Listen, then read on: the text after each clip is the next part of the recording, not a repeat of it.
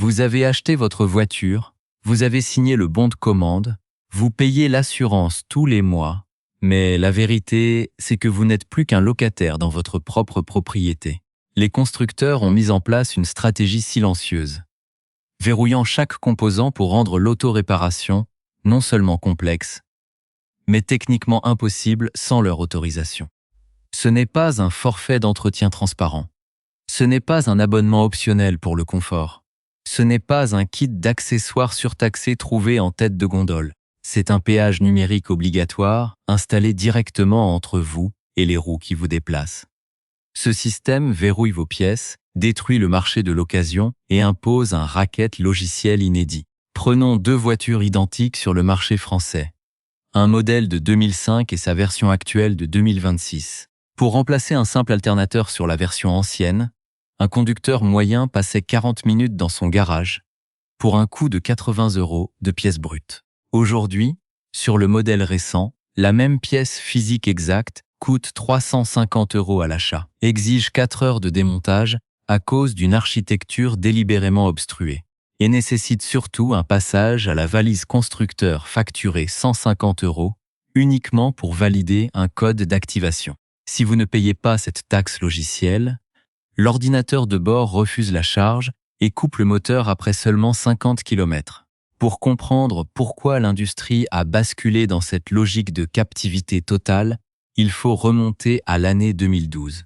Lorsque les premiers calculateurs de carrosserie centralisée ont commencé à intégrer des signatures cryptographiques uniques pour chaque périphérique de l'habitacle, transformant un simple commutateur mécanique en un terminal informatique sécurisé. Pour comprendre comment ce piège se referme sur votre portefeuille, il faut plonger sous le capot et regarder la physique et la chimie réelle de votre moteur. Prenons l'exemple de la gestion thermique moderne et de la fameuse vanne de régulation électronique. Dans une voiture d'il y a 15 ans, le thermostat était une simple pièce mécanique dotée d'une capsule de cire. Quand le liquide de refroidissement chauffait, la cire fondait comme une bougie dans une pièce chaude, se dilatait et ouvrait mécaniquement le circuit. C'était de la physique pure, autonome et inusable pendant des années. Aujourd'hui, cette capsule de cire a été remplacée par une électrovanne pilotée par un calculateur, entourée d'un labyrinthe de capteurs de pression et de modules de communication multiplexés. Visuellement, le moteur est devenu une véritable usine chimique miniaturisée, emballée dans des polymères haute densité. Imaginez que vous essayez de réparer une montre suisse au milieu d'un nid de frelons.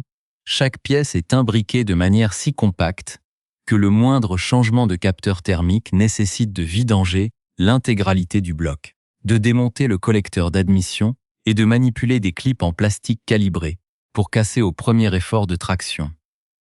La procédure concrète imposée par les manuels d'atelier ressemble à une opération chirurgicale. Lorsque le calculateur détecte une anomalie de température, il ne se contente pas d'allumer un voyant sur votre tableau de bord. Étape par étape, le logiciel bride le régime moteur à 2000 tours par minute, coupe la climatisation et envoie une commande d'effacement des données de performance de la batterie. Pour remplacer cette vanne, le mécanicien doit suivre un protocole strict, refroidissement complet du bloc pendant 4 heures, connexion à un serveur centralisé pour télécharger le microprogramme spécifique au numéro de châssis et recalibrage des tolérances d'ouverture au dixième de millimètre près. Si cette synchronisation échoue d'une seule microseconde, la voiture refuse de démarrer, considérant la nouvelle pièce comme un corps étranger hostile. Historiquement, cette dérive a été justifiée par l'évolution des réglementations environnementales en France et au sein de l'Union européenne.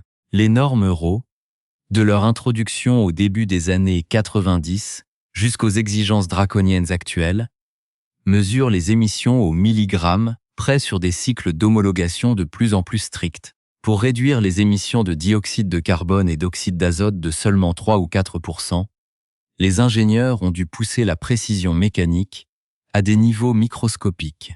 Le moindre écart de température du liquide de refroidissement fausse les calculs de combustion et peut faire basculer le véhicule hors des clous de la conformité légale lors du contrôle technique. L'industrie a immédiatement saisi cette opportunité réglementaire sous prétexte de garantir le respect strict de l'environnement et la sécurité des systèmes embarqués.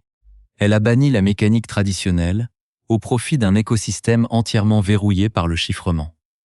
Maintenant, ce que vous faites concrètement, si vous refusez de vous plier à ce racket organisé. Pour reprendre le contrôle de votre véhicule sans passer par la case concessionnaire, il existe une méthode précise, une suite d'actions rigoureuses qui demandent de la méthode plutôt que des outils d'usine à 10 000 €.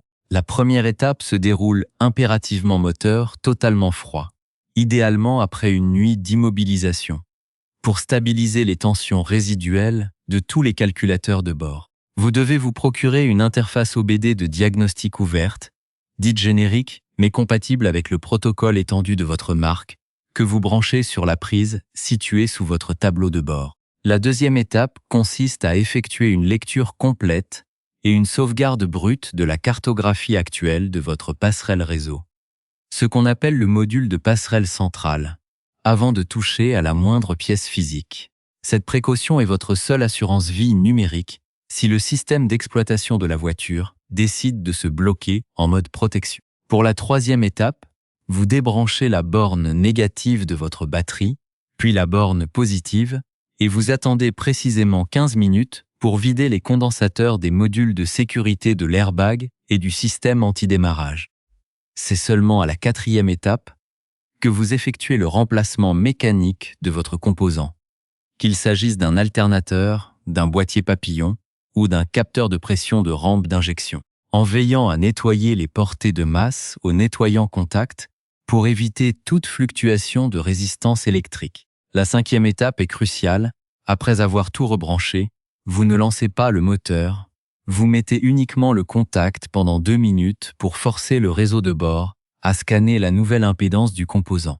Puis vous utilisez votre logiciel de diagnostic alternatif pour envoyer la commande de réinitialisation des valeurs d'apprentissage. Enfin, la sixième étape consiste à effectuer un parcours d'étalonnage de 20 km à charge constante, alternant des phases de décélération complète et d'accélération progressive, pour permettre au calculateur d'ajuster ses tables d'injection sans générer de code défaut fatal. Parlons d'argent, car c'est là que la fracture est flagrante.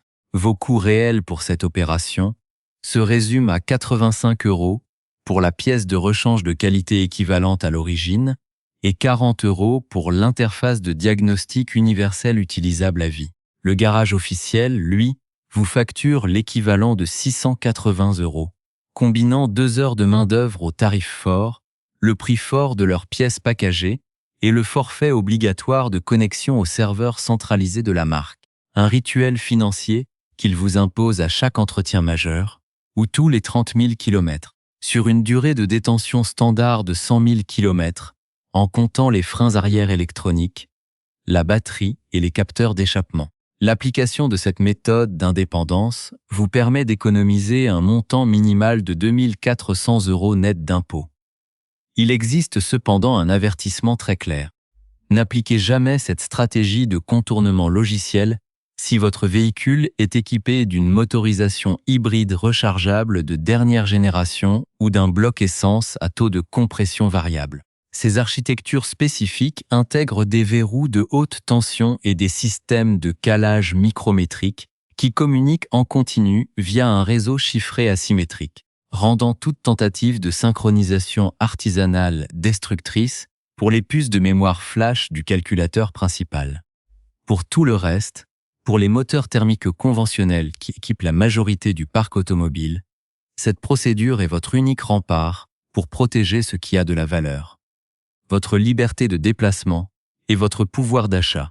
Pour mesurer l'impact réel de cette bascule industrielle, il suffit de regarder les chiffres des gestionnaires de flotte commerciale en France et en Europe. Une grande entreprise de livraison opérant en région parisienne a constaté, entre 2021 et 2026, une augmentation de 42% des coûts de maintenance sur ses utilitaires légers. Une dérive entièrement portée par l'impossibilité de réparer en interne et par l'obligation de remorquer les véhicules en concession pour de simples anomalies logicielles.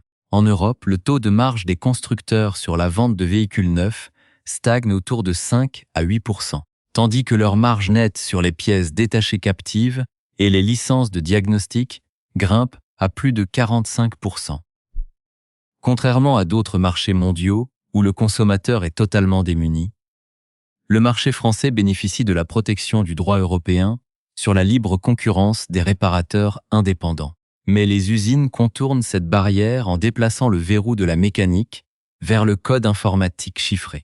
Des géants du secteur, comme Stellantis ou le groupe Volkswagen, intègrent désormais des passerelles de sécurité, appelées Secure Gateway, qui filtrent chaque paquet de données entrant dans la voiture, bloquant l'accès aux outils des garages de quartier sous prétexte de protection contre le piratage. 2 études indépendantes publiées par l'Automobile Club Association et la Fédération des syndicats de la distribution automobile confirment que 82% des pannes électroniques mineures n'exigent aucune pièce physique neuve, mais simplement une réinitialisation logicielle facturée au prix fort par les réseaux officiels. Ce système n'est pas une fatalité technologique, c'est un modèle économique délibéré basé sur l'obsolescence programmée des droits de propriété et la captivité perpétuelle de l'automobiliste. La logique du système ne repose plus sur la durabilité du métal, mais sur le flux financier continu de l'après-vente, transformant chaque trajet sur l'autoroute en une source de dividendes pour l'éditeur du logiciel de votre moteur. Refusez cette rançon permanente, préservez l'accès libre à vos machines et gardez en tête que le véritable propriétaire d'une voiture est celui qui détient la clé de sa mémoire informatique.